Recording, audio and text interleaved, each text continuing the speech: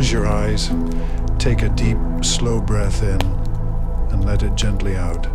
Let the weight of the day begin to melt away from your shoulders. With every breath you take, the room around you grows a little softer, a little dimmer, and a little more still. Tonight we are traveling back in time, across hundreds of miles and thousands of years, to a place where the desert sands meet the cool, deep blue waters of the Mediterranean Sea. Imagine you're standing on a balcony high above the ancient city of Alexandria. It is twilight. The sun has just dipped below the horizon, leaving behind a sky painted in shades of deep violet, soft indigo, and dusty rose. The air is perfectly warm, carrying the faint, sweet scent of night-blooming jasmine, sun-baked stone, and the crisp, clean salt of the sea breeze. Below you, the city is beginning to settle down for the night. The bustling markets are closing their stalls and the cobblestone streets are growing quiet. But out on the water, the world is still alive with a gentle, hypnotic motion. The waves lap softly against the stone walls of the harbor. Hush, hush, hush, moving in and out, just like your breath. Looking out across the dark water, you see a magnificent sight. Rising high into the evening sky is the Pharos Lighthouse, one of the great wonders of the ancient world. At its very peak, a massive golden fire is roaring. The light reflects off a giant, polished mirror, casting a long, shimmering beam across the dark sea. It looks like a golden path painted on the water, guiding weary sailors from all corners of the earth safely into the harbor. You watch the ships glide silently along that golden path. They have traveled for months, carrying treasures from distant, mysterious lands. But the rulers of this city do not care about gold or silver or precious silks. They long for a different kind of treasure. They are searching for stories. Take another deep breath, and as the golden light of the lighthouse flickers in the distance, let yourself drift deeper into the quiet streets of the city.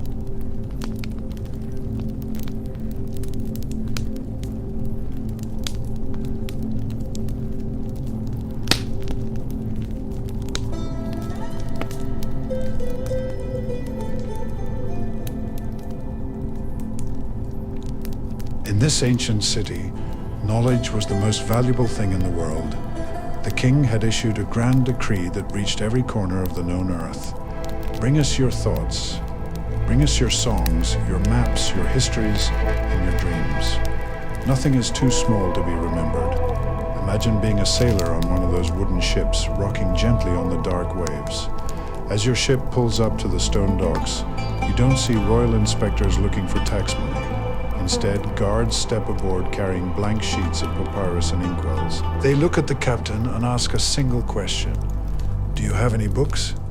If a traveler possessed a rare scroll, perhaps a collection of poems from Greece, a medical text from Persia, or a map of the stars from Babylon, it was borrowed with the utmost reverence.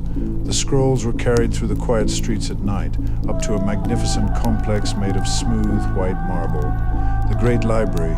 Inside the library, in rooms lit by the soft, warm glow of oil lamps, sat the scribes. Let yourself imagine the sound of that room. It is a deeply comforting, rhythmic sound. The scratch, scratch, scratch of reed pens moving across crisp papyrus.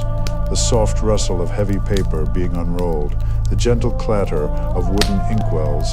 The scribes worked through the night, their hands moving with practiced, steady grace. They copied every single word, every line, and every drawing with absolute perfection. When they were finished, a beautiful brand new copy was given to the traveler to take on their journey.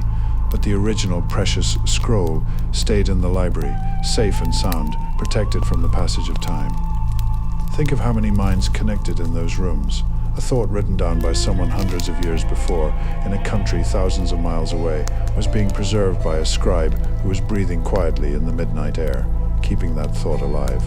The world outside was vast and wild, but inside these walls, everything was being gathered together, organized, and put to rest.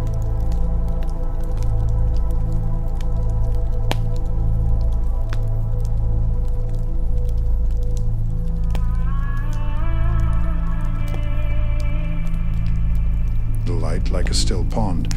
As you walk, there's no sound. Scholars and philosophers from all over the world walk here in soft leather sandals or barefoot, moving like shadows through the great halls. The walls are impossibly high, stretching up towards ceilings painted with golden stars and constellations, and covering every single wall from the floor all the way to the top are thousands of small, circular wooden cubbyholes. Inside each cubbyhole rests a scroll. Some are made of golden Egyptian papyrus, others are made of smooth, creamy parchment. Each one is rolled up tied with a soft linen string, and labeled with a small wooden tag that dangles in the air. There are hundreds of thousands of them, a forest of human thought, all resting quietly side by side. Imagine the smell of this room. It is the coziest smell imaginable. It smells of dried reeds, sweet cedarwood from the shelves, old ink, and the faint, dusty warmth of history.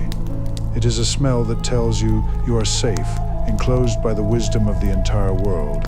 Let your mind wander through the shelves. What is hidden in these scrolls? In one section, there are the stories of the night sky. Scholars have sat on the roof of this very building for decades, looking through ancient instruments, tracking the slow, majestic dance of the planets. They have drawn maps of the constellations, the Great Bear, the Hunter, the Swan, tracing lines from star to star, giving the chaotic night sky a sense of order and peace. In another section, there are tales of great adventures, journeys across vast, uncharted oceans where monsters were said to live, stories of heroes who traveled to the edges of the earth and found islands of perpetual spring. All of those wild, exciting adventures are here, captured in ink, sleeping quietly on the shelves. You can feel the immense weight of all this curiosity. It isn't heavy or burdensome. It is like a warm, protective blanket wrapping around the city. Every question that has ever been asked and every answer that has ever been found is resting here. The library is a great machine of dreams, humming softly in the dark.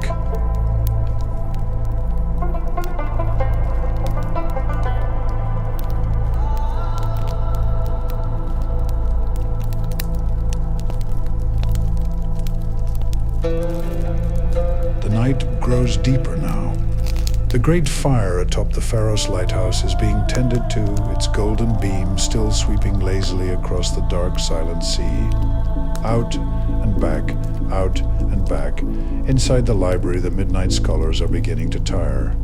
You see an old philosopher sitting at a heavy oak table. A single oil lamp casts a long, flickering shadow behind him. For hours, he has been studying the shape of the earth, calculating its circumference by measuring the shadows cast by the sun in the desert sand.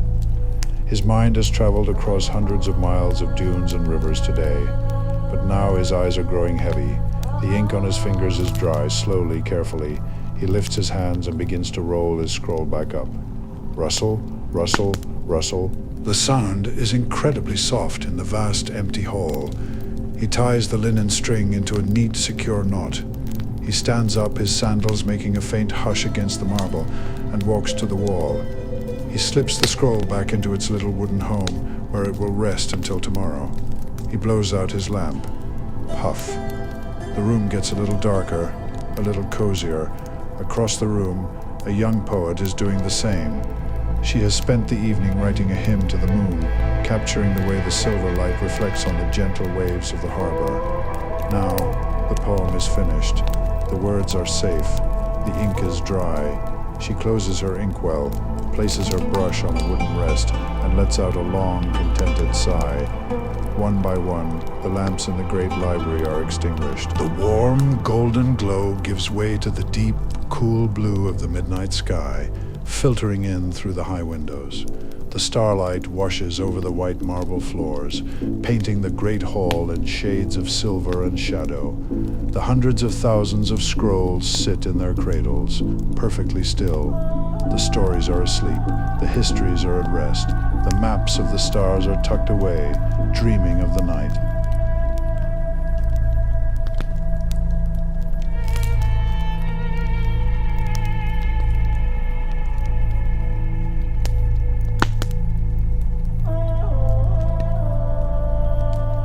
The entire city of Alexandria is sleeping now. The ships in the harbor rock gently, tied to the stone docks, rising and falling with the breathing of the sea. Up and down, up and down. The sailors are asleep in their bunks, dreaming of the distant lands they have seen and the stories they will tell when they return home. The great lighthouse continues its steady, silent watch, casting its soft, protective light over the rooftops, over the sleeping scholars, and over the silent library, though those ancient halls existed a very long time ago. The magic of that place never truly vanished, because the library wasn't just made of stone and papyrus.